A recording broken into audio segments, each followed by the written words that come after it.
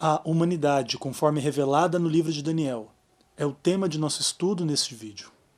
Este livro nos ajuda a reconhecer as limitações e o valor de todos os homens diante de Deus. Impressionado com sua experiência com Deus, descrita no capítulo 4 do livro de Daniel, Nabucodonosor chega à compreensão de que todos os moradores da terra são por Deus reputados em nada. Conquanto isso possa ser verdade em certo sentido, o livro de Daniel declara que a vida dos homens, não importa quão pecadores sejam, está nas mãos de Deus, assim como todos os seus caminhos. Daniel 5, verso 23. Esse contexto provê o pano de fundo diante do qual percebemos a primeira verdade sobre a humanidade no livro de Daniel. A humanidade é pecaminosa.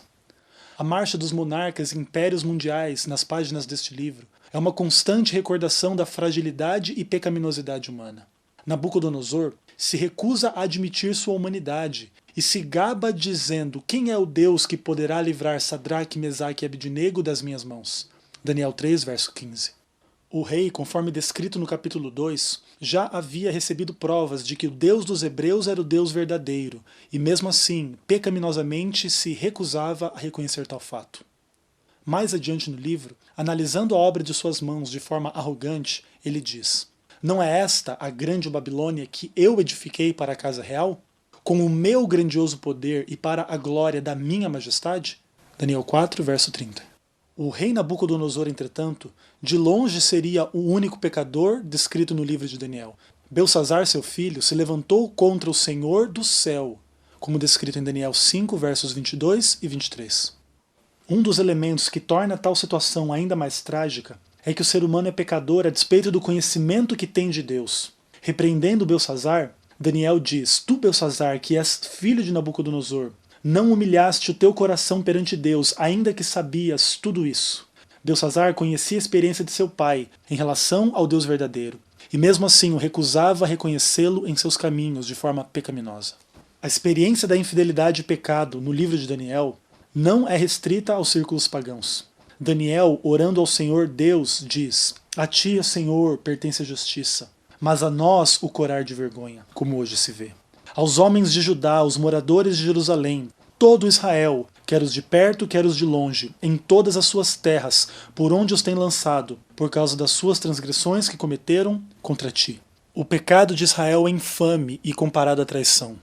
É a universalidade do pecado na humanidade que torna o segundo aspecto de nosso estudo relevante.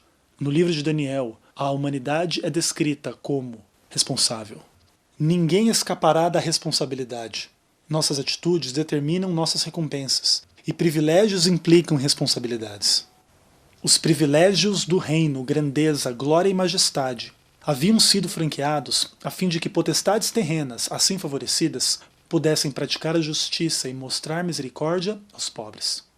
Em relação a Israel, Deus os tinha concedido extraordinários privilégios, a fim de que eles pudessem ser testemunhas e declarar seu louvor. O livro de Daniel é um constante recordar da realidade e seriedade do julgamento de Deus. O fato de que o Deus do livro de Daniel é o supremo soberano do qual a vida e força humanas dependem é a razão para que o ser humano lhe preste contas. Haverá um dia quando os livros serão abertos e as sentenças serão proferidas. Daniel 7, versos 9 a 14. A realidade do julgamento evoca a realidade da salvação. E esse é o último aspecto da humanidade no livro de Daniel que iremos analisar. A humanidade como objeto do amor e da salvação de Deus.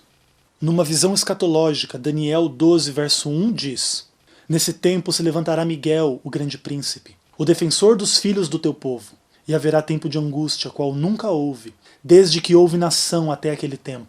Mas naquele tempo será salvo o teu povo, todo aquele que for achado inscrito no livro. A universalidade do pecado descrita no livro de Daniel, sobre pagãos e sobre os israelitas, declara que, para Daniel, Deus é um ser que perdoa o pecado. Dessa forma serão salvos aqueles que se acharem inscritos no livro da vida. Deus, como aquele que justifica ou faz justiça à humanidade, também é apresentado no livro de Daniel. Lemos em Daniel 7, verso 21. Eu olhava, e eis que este chifre fazia guerra contra os santos e prevalecia contra eles. E o verso 22 arremata: até que veio o ancião de dias e fez justiça aos santos do Altíssimo, e veio o tempo em que os santos possuíram o reino.